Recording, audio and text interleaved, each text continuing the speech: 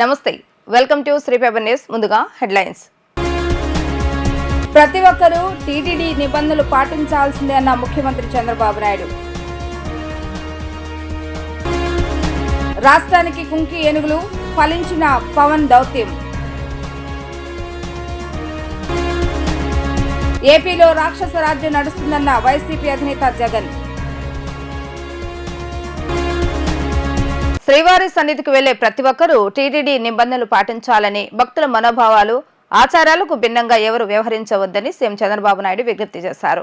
క్షేత్ర పవిత్రతను కాపాడాల్సిన బాధ్యత ప్రతి ఒక్కరిపై ఉందని, శ్రీవారి సన్నిధికి వెళ్లేవారంతా ఆలయ నియమాలు పాటించాలని కోరుతున్నానని అన్నారు. తిరుమల శ్రీవారి సన్నిధికి వెళ్లే ప్రతి ఒక్కరూ టీటీడీ నిబంధనలు పాటించాలని కోరుతున్నట్టుగా సీఎం చంద్రబాబు నాయుడు ట్వీట్ చేశారు. భక్తుల మనోభావాలు ఆచారాలకు భిన్నంగా ఏ ఒక్కరు వ్యవహరించవద్దని విజ్ఞప్తి చేస్తున్నానంటూ ముఖ్యమంత్రి ట్వీట్ చేశారు. కలియుగ వైకుంఠమైన తిరుమల శ్రీవారి ఆలయం కోట్ల మంది హిందువుల అతిపెద్ద పుణ్యక్షేత్రమైందని అన్నారు. ఈ దివ్యక్షేత్రం మన రాష్ట్రంలో ఉండటం మన అందరి అదృష్టమని అన్నారు. ఏడుకొండల వాడి పవిత్రతను కాపాడేందుకు, భక్తుల మనోభావాలను పరిరక్షించేందుకు తమ ప్రభుత్వం ఎప్పుడూ అత్యంత ప్రాధాన్యత ఇస్తుందని అన్నారు.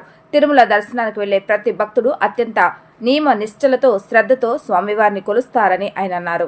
జనావాసాలోకి ఏనుగుల సంచారం కారణంగా ఎదురవుతున్న ఇబ్బందులను పరిష్కరించేందుకు ప్రభుత్వం చర్యలు తీసుకుందని డిప్యూటీ సీఎం పవన్ కళ్యాణ్ తెలిపారు. ఈ విషయంపై పవన్ కళ్యాణ్ కర్ణాటక మంత్రి ఈశ్వర్ ఖండ్రే అక్కడి అధికారులతో చర్చించారు. ఈ మేరకు కుంకి ఏనుగుల అంశంపై ఏపీ, కర్ణాటక ప్రభుత్వాల మధ్య ఒప్పందం కుదిరింది. రాష్ట్రంలో ఏనుగుల దాడులను అరికట్టేందుకు కుంకి ఏనుగులను ఉపయోగించనున్నట్లుగా డిప్యూటీ సీఎం పవన్ కళ్యాణ్ తెలిపారు. చిత్తూరు, పార్వతీపురం, మన్యం, శ్రీకాకుళం జిల్లాలోని జనావాసాల్లోకి ఏనుగుల సంచారం కారణంగా ఎదురవుతున్న ఇబ్బందులను పరిష్కరించేందుకు ప్రభుత్వం చర్యలు తీసుకుంది.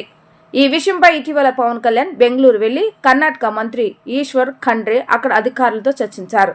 కుంకి ఏనుగులను పంపాలని ప్రతిపాదించగా వారు సానుకూలంగా స్పందించారు. ఈ మేరకు ఇవాళ కుంకి ఏనుగుల అంశంపై ఏపీ, కర్ణాటక ప్రభుత్వాల మధ్య ఒప్పందం కుదిరింది. డిప్యూటీ సీఎం పవన్ కళ్యాణ్ కర్ణాటక మంత్రి ఈశ్వర్ ఖండ్రే సమక్షంలో ఇరు రాష్ట్రాల అటవీశాఖ అధికారులు ఒప్పంద పత్రాలను మార్చుకున్నారు. కర్ణాటక నుంచి 8 కుంకి ఏనుగులు దసరా తర్వాత ఏపీకి వస్తాయని పవన్ కళ్యాణ్ తెలిపారు. అటవీశాఖ ఈ ఏనుగుల సమస్య బాగా డీల్ చేస్తుందని చెప్పారని తెలిపారు. ఏనుగులు పంట పొలాలను ధ్వంసం చేస్తున్నాయని స్పష్టం చేశారు. ఏనుగులు తమిళనాడు, కర్ణాటక ఇలా వివిధ రాష్ట్రాల నుంచి వస్తున్నాయని అన్నారు. With Honorable Chief Minister Sri Chandrababu Naidu ji, in one of our review meetings, he said we should have a 50% cover. 50% green cover should be there in the entirety of Andhra Pradesh state, and we are planning forward. And in Vidhan Sauda in Bengaluru, August 8, 2024, we laid the foundation for this collaboration.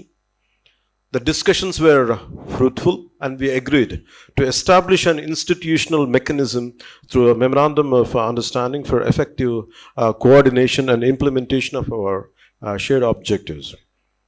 The issue of human-elephant conflict remains a major concern, particularly in Chittoor district, where incidents of human deaths, crop loss and elephant deaths is a regular or recurring. We have only one elephant camp at Naniyala, but our aging Kunki elephants are unable to manage the crisis. I would like to thank the Karnataka government for considering our request to provide additional Kunkis and training support to establish a new elephant camp. We enhance the sharing of information on elephant migration routes to effectively mitigate human-wildlife conflicts. The implementation of the advanced alert system will facilitate real-time information dissemination to communities at risk, effectively safeguarding both people and wildlife from potential conflicts. We must also recognize the serious issue of red sandalwood smuggling on the state of Andhra Pradesh and the sandalwood smuggling challenges in Karnataka. Joint efforts in intelligence sharing and enforcement will help curb these illegal activities. The growing threat of wildlife poaching and trafficking in border areas is quite a pressing concern to all of us. Together, we can develop strategies to protect our wildlife, to protect our forests, and to protect our environment. I am particularly impressed by the innovative IT solutions developed by the Karnataka Forest Department. Just to bring it to your notice, once I came back here, I called all my other department, which is Panchayat Raj. I told them a lot of good practices are being done in Forest Department, Karnataka Forest Department, IT solutions are extremely good. I think we have to take cue from them. We have to learn from them. Even not just Forest Department, I told my Panchayat Department higher official also to go into it to share to understand how they are handling it. తన రాజకీయ జీవితంలో ఇంత దుర్మార్గమైన ప్రభుత్వాన్ని ఎప్పుడూ చూడలేదని YCP అధినేత జగన్ మండిపడ్డారు.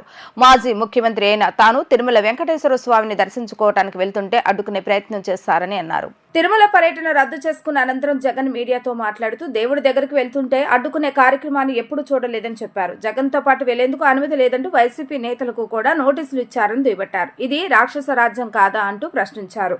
లడ్డు అంశాన్ని డైవర్ట్ చేసేందుకే ఇలా చేస్తున్నారని అన్నారు. 100 రోజుల ప్రభుత్వ పాలన వైఫల్యాల నుంచి ప్రజలను డైవర్ట్ చేసేందుకే ప్రయత్నిస్తున్నారని మండిపడ్డారు. ఇతర రాష్ట్రాల నుంచి కూడా బీజేపీ శ్రేణులను పిలిపించారని, ఇది బీజేపీ పెద్దలకు తెలుసో తెలీదో అని జగన్ చెప్పారు. తిరుమలకు అనుమతి లేదంటున్నారని, మాజీ సీఎంకు స్వామిని దర్శించుకునే హక్కు కూడా లేదా అని ప్రశ్నించారు. తిరుమల లడ్డూలో జంతువులకు కలిసిందని తప్పుడు ప్రచారం చేస్తున్నారని మండిపడ్డారు. అడ్డగోలుగా తప్పుడు ప్రచారం చేసి దేవుడు పవిత్రతను దెబ్బతీస్తారని దుయ్యబట్టారు. రాజకీయ దురుద్దేశంతోనే జంతువుకు కలిసిందని ప్రచారం చేశారని అన్నారు. తిరుమల లడ్డు విశిష్టతను దెబ్బతీస్తున్నారని ఆవేదన వ్యక్తం చేశారు. చంద్రబాబు నాయుడు అబద్ధాలను ఆధారాలతో సహా నిరూపిస్తానని ఆయన అన్నారు. వెళ్తాము అని అంటే కూడా అడ్డుకునేందుకు ప్రయత్నం చేస్తూ అడుగులు వేస్తూ ఉన్న పరిస్థితులు బహుశా ఎప్పుడూ కూడా జరిగి ఉండదు. దేశంలో కూడా ఎప్పుడూ బహుశా జరిగి ఉండదు. రాక్షస రాజ్యం అనేది ఇదే. ఆశ్చర్యం ఏమిటంటే తెలుసా, ఈ మాదిరిగా వైఎస్ఆర్సీపీకి సంబంధించిన కార్పొరేటర్లకు, ఈ మాదిరిగా వైఎస్ఆర్సీపీకి సంబంధించిన నాయకులకు, ఈ మాదిరిగా వైఎస్ఆర్సీపీకి సంబంధించిన అనేక మంది శ్రేణులకు ఈ మాదిరిగా నోటీసులు ఇవ్వడం, నోటీసులో ఏమని రాస్తారు? మాజీ ముఖ్యమంత్రి సభ్యులు వైఎస్ జగన్మోహన్ రెడ్డి గారు తిరుమల తిరుపతి సందర్శన ఉన్నందున సదరు కార్యక్రమానికి అనుమతి లేనందున మాజీ ముఖ్యమంత్రి వర్యులు వైఎస్ జగన్మోహన్ రెడ్డి గారి తిరుమల తిరుపతి సందర్శనకు సదరు కార్యక్రమానికి అనుమతి లేనందున మీ ఆధ్వర్యంలో కార్యకర్తలతో మరియు మీ సొంత వాహనాలలో బయలుదేరి తిరుపతికి చేరుకొని వారు నిర్వహించే కార్యక్రమంలో పాల్గొంటారని సమాచారం. కావున అనుమతి లేని పై తెలిపిన కార్యక్రమమందు పాల్గొనడం చట్టరీత్యా వ్యతిరేకమని తెలియజేస్తూ ఇవ్వబడుతున్న నోటీసు. ఒకవైపునేమో నన్ను ఇలా వెళ్ళనివ్వకుండా, ఒకవైపున వైఎస్ఆర్సీపీ శ్రేణులెవరూ కూడా వెళ్ళనివ్వకుండా ఈ మాదిరిగా నోటీసులు ఒకవైపున ఇస్తూ, మరోవైపున టీవీలలో చూస్తే ఆశ్చర్యకరమైన విషయాలు. చుట్టుపక్కల రాష్ట్రాల నుంచి కూడా బీజేపీ వాళ్ళని తప్పిస్తున్నారు. మరి బీజేపీ పై వాళ్ళకు తెలుసో తెలీదో నాకైతే తెలియదు, కానీ చుట్టుపక్కల వాళ్ళ దగ్గర నుంచి కూడా బీజేపీ వాళ్ళని కూడా అక్కడికి రప్పిస్తున్నారు. కొన్ని వేల మంది పోలీసులు అక్కడ మోహరించినట్టుగా చూపిస్తూ ఉన్నారు. నేను అడుగుతా ఉన్నా, ఎందుకు ఇంతగా టాపిక్ డైవర్ట్ చేయడానికి కోసం ఎందుకు ప్రయత్నం చేస్తూ ఉన్నారు? ఎందుకు ఇలా టాపిక్ డైవర్ట్ చేయడం కోసం ఎందుకు ఇంత ఆరాట పడతా ఉన్నారు? గమనించినట్లయితే తిరుపతి లడ్డూల విషయంలో తాను చెప్పినవన్నీ, చంద్రబాబు చెప్పినవన్నీ అబద్ధాలు అని ఒక్కొక్కటిగా రుజువు అవుతూ కనిపిస్తూ ఉన్నాయి. ఆ కనిపించే నేపథ్యంలో 100 రోజుల పాలన మీద టాపిక్ డైవర్ట్ చేస్తూ లడ్డూల టాపిక్ తీసుకొచ్చాడు. ఆ లడ్డూల టాపిక్లో చంద్రబాబు నాయుడు అడ్డగోలుగా తప్పు చేసి గుడి పవిత్రతను దెబ్బతీస్తూ అడ్డగోలుగా దొరికిపోయేసరికి మళ్ళీ ఈ టాపిక్ను డైవర్ట్ చేసేందుకు, లడ్డూల టాపిక్ను డైవర్ట్ చేసేందుకు కొత్తగా ఇప్పుడు డిక్లరేషన్ టాపిక్ తీసుకొచ్చి మళ్ళీ అది ఇంకొక రాజకీయం చేస్తూ ఉన్నారు. లక్ష్యాన్ని చేరుకునే విధంగా కార్యకర్తలు మరింత కృషి చేయాలని AP BJP chief Daggubati Purandeswari పిలుపునిచ్చారు. గతంలో సభ్యత్వ నమోదు కార్యక్రమంలో కృషి చేసిన వారందరినీ ఆమె అభినందించారు. ఏపీలో 30 లక్షల మంది పార్టీ సభ్యత్వం తీసుకునే విధంగా కార్యకర్తలు కృషి చేయాలని అన్నారు. Bhavanipuram RTC work shop road లో ఒక ఫంక్షన్ హాల్లో బీజేపీ సభ్యత్వ నమోదు సమీక్ష సమావేశం జరిగింది. ఈ సందర్భంగా బీజేపీ రాష్ట్ర అధ్యక్షురాలు దగ్గుపాటి పురంధేశ్వరి ప్రారంభోపన్యాసంలో అనేక ముఖ్యమైన విషయాలు మాట్లాడారు. గత రాష్ట్ర ప్రభుత్వంలో ప్రజల పక్షాన ఉండి ప్రభుత్వం చేసిన దుర్మార్గ పనులను ఎత్తిచూపుతూ ప్రజా ఆందోళన చేశామని అన్నారు. ఇసుక మద్యం మాఫియాపై బీజేపీ ఉద్యమం చేస్తుందని అన్నారు. పోలవరం రైల్వే జోన్, అమరావతి రాజధానికి కేంద్ర ప్రభుత్వం ఇతోధికంగా సహకారం అందజేస్తుంది. స్టీల్ ప్లాంట్ ను కేంద్రం త్వరలో అభివృద్ధి బాటలో పెడతామని అన్నారు. కూటమి ప్రభుత్వం వచ్చాక ఉచిత ఇసుక విధానం ప్రజల కోసం అమలు చేస్తున్నామన్నారు. ఏపీలో ఎన్డీఏ కూటమి ఆధ్వర్యంలో మంచి పాలన సాగుతుందని అన్నారు. వైసీపీ పాలనలో 13 జిల్లాల్లో వారికి నచ్చిన వారికి ఇసుక రీచులు కట్టబెట్టి దోపిడీ చేశారని ఆమె ఆరోపించారు. జగన్ ప్రభుత్వంలో జరిగిన అవినీతిని ప్రజల్లోకి తీసుకువెళ్లాలని అన్నారు. బీజేపీ ప్రజల పక్షాన నిలబడి వారి కోసం వారితో కలిసి నడవాలని ఆమె పిలుపునిచ్చారు. అన్ని మతస్థులను టీటీడీ బోర్డులో స్థానం ఉండకూడదని బీజేపీ పోరాటం చేస్తుందని అన్నారు. ఎన్నికలైన వెనువెంటనే ప్రవేశపెట్టినటువంటి బడ్జెట్ మనం చూసినట్లయితే రాష్ట్రానికి ప్రత్యేకించి ఇవాళ పోలవరం నిర్మాణం ఆగిపోయినటువంటి విషయం రివర్స్ టెండరింగ్ అని అన్నారు. రివర్స్ టెండరింగ్ అనేది పోలవరాన్నే రివర్స్లో తీసుకెళ్తుంది అనేటువంటి విషయం మనం గమనించలేదు. కానీ ఆగిపోయినటువంటి పోలవరం నిర్మాణానికి కేంద్రం ఇవాళ 12,500 కోట్ల రూపాయలని మంజూరు చేసింది. ఏదైతే డయాఫ్రమ్ వాల్ దెబ్బతిందో ఆ ఒక్క డయాఫ్రమ్ వాల్ కట్టడానికే దగ్గర 1000 కోట్లు అయితే అది కూడా మేము ఇస్తామని చెప్పి కేంద్రం ఒప్పుకుంది. అదేవిధంగా ఇవాళ రాజధాని లేని రాష్ట్రం ఏదన్నా భారతదేశంలో ఉన్నదంటే ఆ కీర్తి మన ఆంధ్రప్రదేశ్కి దక్కుతుంది. కానీ అమరావతికి భారతీయ జనతా పార్టీ కట్టుబడి ఉన్నది. ఇప్పుడు బడ్జెట్లో 15,000 కోట్లని కేటాయించడం మాత్రమే కాకుండా ఇంతకు ముందు సైతం డిపిఆర్ లేదు, ఒక డిపిఆర్ లేదు, డిజైన్ లేదు, అయినా కూడా 2,500 కోట్ల మంజూరు చేయటం కావచ్చు, అమరావతి బాహ్య వాళ్ళ రోడ్డుకి సంబంధించి 20,000 కోట్ల రూపాయలని మంజూరు చేయటం కావచ్చు, అనంతపూర్ నుండి అమరావతికి ఎక్స్ప్రెస్ వే 29,000 కోట్లని మంజూరు చేయటం కావచ్చు. ఇవన్నీ కూడా ఇంతకు ముందు భారతీయ జనతా పార్టీ ప్రభుత్వం చేసింది. అదేవిధంగా ఇప్పుడు తిరిగి 15,000 కోట్ల రూపాయలకి ఇవాళ అమరావతి నిర్మాణానికి కట్టుబడి ఉన్నది. అదేవిధంగా విశాఖ స్టీల్ ప్లాంట్ ఉంది, ఖచ్చితంగా ఆంధ్రుల హక్కే. కేంద్ర ప్రభుత్వం ఎప్పుడూ కూడా విశాఖ స్టీల్ ప్లాంట్ని లాభాల్లోకి ఎలా తీసుకురావాలి అని చూస్తున్నటువంటి విషయం. మనం చెప్తే అవహేళన చేశారు. కానీ మొన్న ఈ మధ్యన రాష్ట్ర ముఖ్యమంత్రి గారు అయినటువంటి చంద్రబాబు నాయుడు గారు వారు కూడా నొక్కి వక్కాణించినటువంటి విషయం అదే.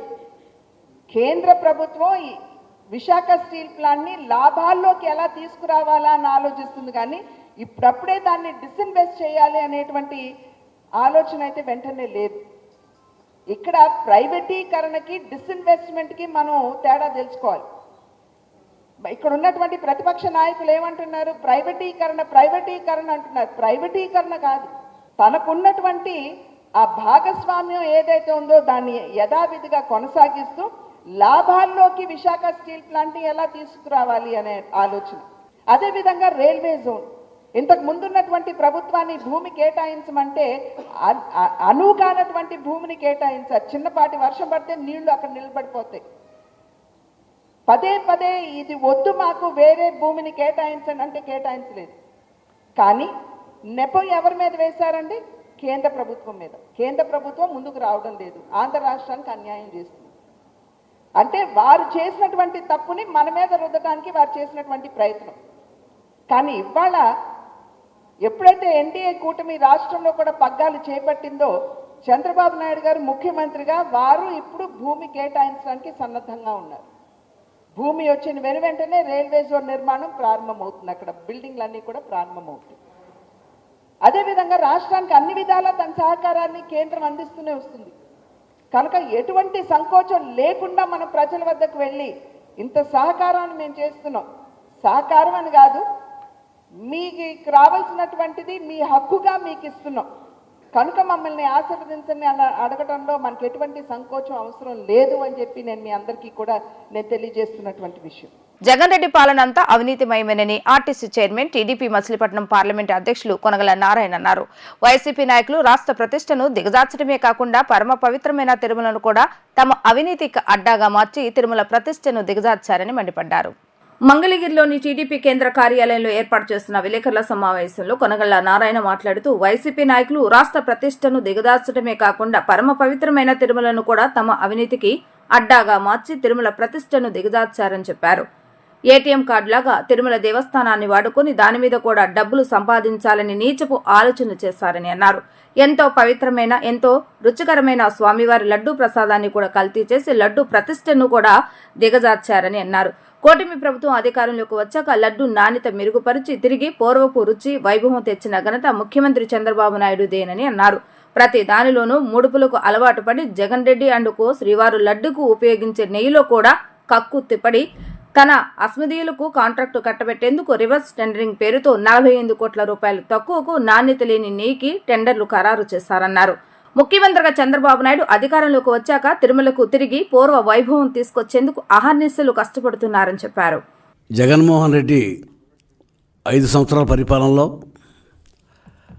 రాష్ట్రం యొక్క ప్రతిష్ట అభివృద్ధిని నాశనం చేసి రాష్ట్రాన్ని అవినీతిమయంగా చేసి అంతటితో ఆగకుండా అతి పవిత్రమైన తిరుమల తిరుపతి దేవస్థానం యొక్క ప్రతిష్టను పవిత్రతను కూడా నాశనం చేసే విధంగా పరిపాలన కొనసాగింది. రాష్ట్రం అంతా అవినీతిమయమైతే దాంతోపాటు తిరుమల తిరుపతి దేవస్థానాన్ని కూడా అవినీతిమయం చేశాడు. ఏటీఎం కార్డులాగా టీటీడీ దేవస్థానాన్ని వాడుకుని దాని మీద కూడా డబ్బులు సంపాదించడానికి అనేకమైన అడ్డదారులు తొక్కి తిరుమల తిరుపతి దేవస్థానం ప్రసాదం అంటే ఎంతో పవిత్రతగా ఎంతో గొప్పగా అతి రుచికరమైన ఆ ప్రసాదాన్ని 5 ఏళ్ల పరిపాలనలో ప్రతిష్టను నాశనం చేశాడు. ఇవాళ చంద్రబాబు నాయుడు గారు అధికారంలోకి వచ్చిన తర్వాత కుటుంబ ప్రభుత్వం వచ్చిన తర్వాత మార్పు అనేది మొదలైంది. ఆనాటి ప్రసాదానికి ఇవాళ రోజున చంద్రబాబు నాయుడు గారు ముఖ్యమంత్రి అయిన తర్వాత వచ్చిన ప్రసాదానికి తేడా భక్తులంతా కూడా గమనించారు. మళ్ళీ పూర్వవైభవం చంద్రబాబు నాయుడు గారి హయాంలో తీసుకొచ్చారు. క్వాలిటీ లేని నెయ్యి ఆర్డర్లు వైఎస్ఆర్ ప్రభుత్వం హయాంలో టెండర్లు పిలవడం జరిగింది. తనకు కావాల్సిన వాళ్ళకి కట్టబెట్టడం కోసం రివర్స్ టెండరింగ్ పేరుతో 48 కోట్ల రూపాయలు రేటు తగ్గించి తనకు కావాల్సిన సంస్థకు కట్టబెట్టడం జరిగింది. ప్రతి దాంట్లో కూడా ముడుపులకు అలవాటు పడి తిరుమల తిరుపతి దేవస్థానం యొక్క పవిత్రతని ప్రతిష్టని కూడా దెబ్బతీసి ఇవాళ రోజున చంద్రబాబు నాయుడు గారు వచ్చిన తర్వాత మళ్ళీ తిరుపతికి పూర్వ వైభవం ఆ ప్రసాదానికి ప్రతిష్టకి చంద్రబాబు నాయుడు గారు అహర్నిశలు కష్టపడి అక్కడున్న క్వాలిటీలో ఎన్ని దోషాలు ఉన్నాయనేది ఒక టెక్నికల్ ల్యాబ్కి పంపించి ఆ ల్యాబ్ టెస్టుల ద్వారా వాళ్ళు వాడే నెయ్యి వాళ్ళు ఆర్డర్ ఇచ్చి తెప్పించే నెయ్యి ఎంత అద్దానం అంటే దాంట్లో పశువులు కొవ్వు కూడా దాంట్లో వాడారని చెప్పి టెస్ట్ రిపోర్ట్లో వచ్చింది. ఇవాళ వైఎస్ఆర్ పార్టీ నాయకులు దెయ్యాలు వేదాల వల్ల వచ్చినట్టుగా బూతుల మంత్రి కొడాల నాని పేరు నాని ఇద్దరు కూడా ప్రెస్ మీట్ పెట్టి మాట్లాడుతూ ఉన్నారు. కొనగల నారాయణరావు పార్లమెంటు సభ్యులుగా 2 పర్యాయాలు పనిచేసి రాష్ట్రానికి జిల్లాకు మంచి గుర్తింపు తీసుకొచ్చారని మంత్రి కొల్లు రవీంద్ర ప్రశంసించారు. నారాయణరావు నేషనల్ మజ్దూర్ యూనియన్ అధ్యక్షులుగా పనిచేశారని, ఆర్టీసీ గురించి వారికి అన్ని విధాలా పూర్తిగా అవగాహన ఉందని, నష్టాలు ఉన్న ఆర్టీసీని వారు లాభాల బాటలో నడిపిస్తారని పూర్తి నమ్మకం ఉందని ఆయన అన్నారు. రాష్ట్ర ప్రభుత్వం కొనగల నారాయణరావును ఆర్టీసీ చైర్మన్ గా నియమించిన నేపథ్యంలో మంత్రి కొల్లు రవీంద్ర మచిలీపట్నంలోని కొనగల నారాయణరావు స్వగృహానికి వెళ్లి సాల్వా పూలమాలతో ఘనంగా సత్కరించి అభినందించారు. ఈ సందర్భంగా మంత్రి మీడియా ప్రతినిధులతో మాట్లాడుతూ కొనగల నారాయణరావును ఆర్టీసీ చైర్మన్ గా ప్రభుత్వం నియమించడం పట్ల హృదయపూర్వక శుభాకాంక్షలు తెలియజేస్తున్నానని అన్నారు. మచిలీపట్నంలోని 26 ఎకరాల ముడుగు పోరంబోకు శ్మశాన భూములు నీటి సంబంధమైన ప్రాంతాలను కబ్జా చేసి ఇల్లు కట్టుకోవద్దని పట్టాలు రావని తాము ఇదివరకే చెప్పామన్నారు. అయినప్పటికీ కొందరు గత ప్రభుత్వ హయాంలో అక్కడ ఇల్లు నిర్మించుకున్నారన్నారు. అక్కడి వారందరికీ ఎన్నికలు చెప్పిన విధంగా ఇంటి నివేశన స్థలాలు కేటాయించి 4 లక్షల రూపాయలతో ఇల్లు కట్టుకునేందుకు సహాయ సహకారాలు అందజేస్తామన్నారు. పదవిని పెద్దలు గౌరవనీయులు మాజీ పార్లమెంట్ సభ్యులు కొనకళ్ళ నారాయణరావు గారికి వచ్చినందుకు వారికి హృదయపూర్వక శుభాకాంక్షలు తెలియజేస్తా ఉన్నాను. అట్లాగే గౌరవ ముఖ్యమంత్రి గారికి ప్రత్యేక ధన్యవాదాలు తెలియజేస్తున్నా. అలాగే పవన్ కళ్యాణ్ గారికి, నారా లోకేష్ గారికి, భారతీయ జనతా పార్టీ నాయకులకి అందరికి కూడా పేరు పేరున ధన్యవాదాలు తెలియజేస్తా ఉన్నాం.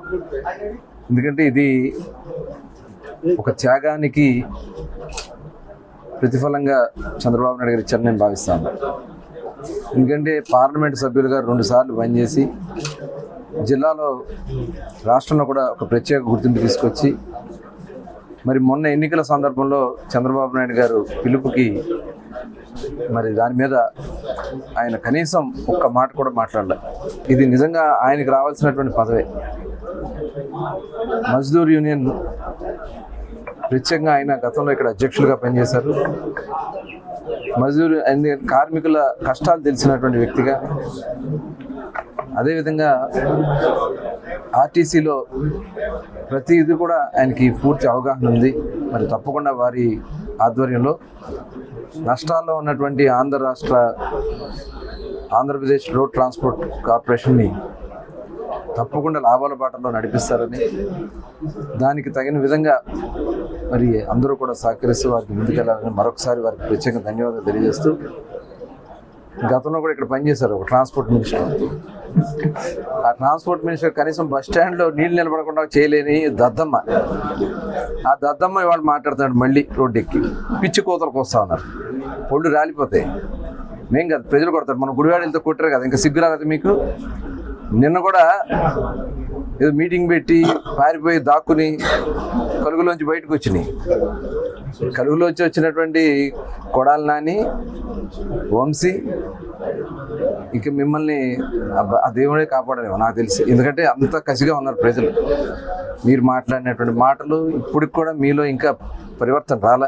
రానున్న దసరా మహోత్సవాలను దృష్టిలో పెట్టుకుని వచ్చే భక్తుల రద్దీ సందర్భంగా ముందస్తుగా దుర్గగుడి ఈవో కెఎస్ రామారావు ఆలయ ఇంజనీరింగ్ అధికారులతో కలిసి రాక్ మిటిగేషన్ పనులను పరిశీలించారు. గత కొద్ది రోజుల కిందట ఘాట్ రోడ్డు మార్గంలో కిందికు ఒరిగిన కొండచర్య నిర్మాణ పనులు, నెట్టకట్టిన కొండచర్యల పరిస్థితిని పరిశీలించారు. రాక్ మిటిగేషన్ నిపుణుడు కొండలరావు శ్రీ దుర్గామల్లేశ్వర స్వామివార్ల దేవస్థానం ఇంజనీరింగ్ అధికారులకు పలు సూచనలు చేశారు. ఈ సందర్భంగా ఆలయ ఈవో కెఎస్ రామారావు కొండలరావు చేసిన సూచనలను వెంటనే అమలు చేయాలని ఇంజనీరింగ్ సిబ్బందికి ఆదేశాలు జారీ చేశారు.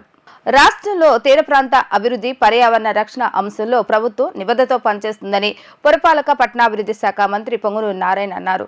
రాష్ట్రంలో తీర ప్రాంత అభివృద్ధి, పర్యావరణ పరిరక్షణకు ప్రభుత్వం తీసుకుంటున్న చర్యలు, ఎదురవుతున్న సవాళ్లను ఈ సదస్సు ద్వారా వివరించారు.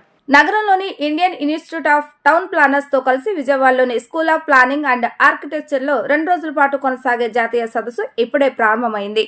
Techno traditional Indian knowledge system for ఏకో సెన్సిటివ్ కోస్టల్ సెంటిమెంట్ ప్లానింగ్ అనే అంశం మీద ఈ సదస్సు జరుగుతుంది. ఈ సదస్సు ప్రారంభోత్సవ కార్యక్రమానికి ముఖ్య అతిథిగా రాష్ట్ర పురపాలక పట్టణాభివృద్ధి శాఖ మంత్రి పొంగనూరు నారాయణ హాజరయ్యారు. తీర ప్రాంతాల్లో నెలకొంటున్న వాతావరణ పరిస్థితులకు అనుగుణంగా తీసుకోవాల్సిన చర్యలపై ఈ సదస్సులో ప్రధానంగా చర్చించనున్నారు. దేశంలోని పలు ప్రాంతాల నుంచి నిపుణులైన ఆర్కిటెక్టులు, ఈ ప్లానర్లతో పాటు Vijayawada school of planning and architecture విద్యార్థులు ఈ సదస్సుకు హాజరయ్యారు. ప్రస్తుత వాతావరణ మార్పుల యుగంలో తీర ప్రాంతంలో అనేక సవాళ్లు ఎదురవుతున్నాయని అన్నారు. రాష్ట్రంలోని తీర ప్రాంతాల్లో 13 జిల్లాలతో పాటు 34.19 మిలియన్ల జనాభా కలిగిన విశాఖపట్నం, కాకినాడ, శ్రీకాకుళం వంటి అనేక ప్రధాన నగరాలు ఉన్నాయని చెప్పారు. ఆయా నగరాల ద్వారా విశాఖపట్నం చెన్నై పారిశ్రామిక కారిడార్, Visakhapatnam Kakinada petroleum and petrochemicals investment region ఉన్నాయన్నారు. 2024 కేంద్ర బడ్జెట్లో కూడా ఇలాంటి సవాళ్లు అధిగమించడం కోసం ఏపీకి కేటాయింపులు చేయడం కూడా మంచి పరిణామమని పేర్కొన్నారు.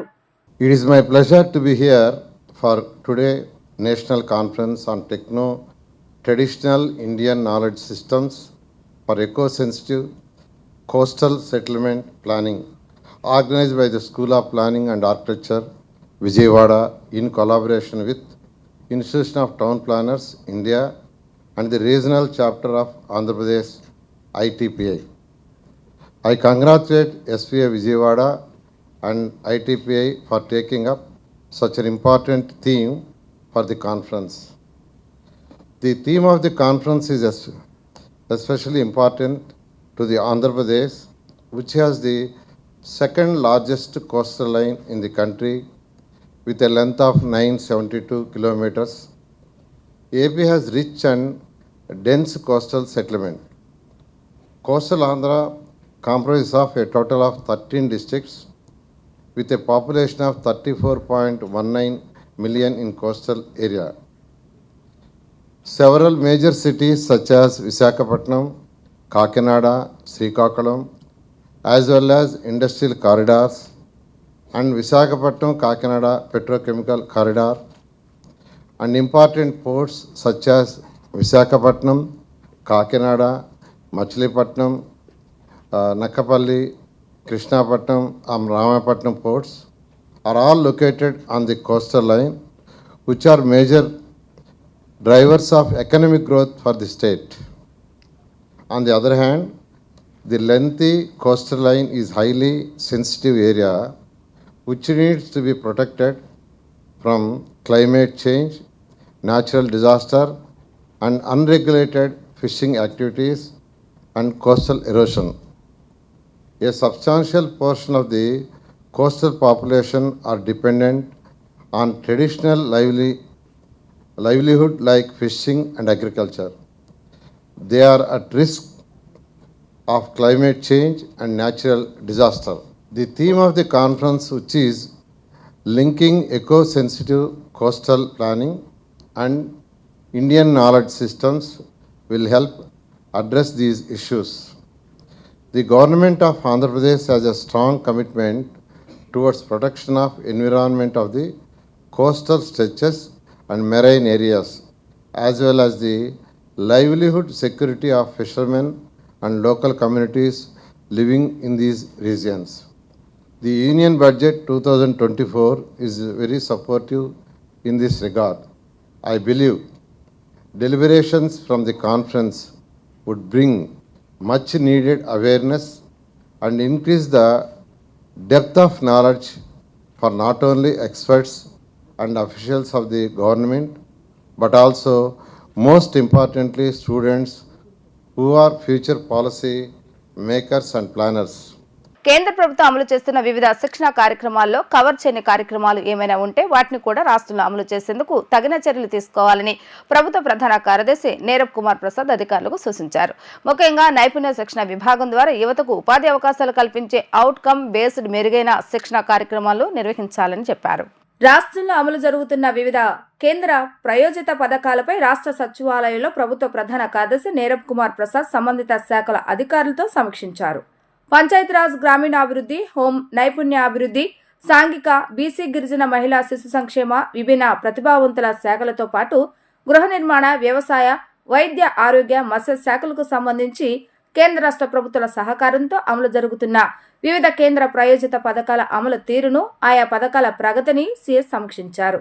ముందుగా పంచాయతీరాజ్ గ్రామీణాభివృద్ధి శాఖకు సంబంధించిన వివిధ కేంద్ర ప్రాయోజిత పథకాలపై సీఎస్ సమీక్షించగా ఆయా శాఖ ముఖ్య కార్యదర్శి శశిభూషణ్ కుమార్ మాట్లాడుతూ PR&RD శాఖలో మొత్తం 22 కేంద్ర ప్రాయోజిత పథకాలను అమలు చేయడం జరుగుతుందని వివరించారు.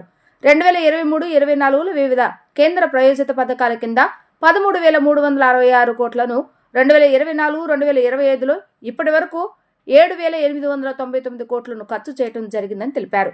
2024-25 సంవత్సరానికి గాను కేంద్ర ప్రభుత్వం వివిధ ప్రాయోజిత పథకాల అమలుకు కేంద్ర ప్రభుత్వం వాటాగా 8,340 కోట్ల రూపాయలు విడుదల చేస్తుందని చెప్పారు. పంచాయతీరాజ్ గ్రామీణాభివృద్ధి శాఖలో వివిధ కేంద్ర ప్రాయోజిత పథకాల విజయవంతంగా అమలు జరుగుతున్నట్లుగా వివరించారు. వార్తలు ముగించే ముందు హెడ్లైన్స్ మరొకసారి. ప్రతి ఒక్కరూ టీటీడీ నిబంధనలు పాటించాల్సిందే అన్న ముఖ్యమంత్రి చంద్రబాబు నాయుడు. రాష్ట్రానికి కుంకి ఏనుగులు, ఫలించిన పవన్ దౌత్యం. ఏపీలో రాక్షస రాజ్యం నడుస్తుందన్న వైసీపీ అధినేత జగన్. ఇవి ఈరోజు వార్తా విశేషాలు. మరలా తిరిగి ప్రసారం వార్తలు మళ్ళీ కలుద్దాం. అంతవరకు సెలవు. నమస్కారం.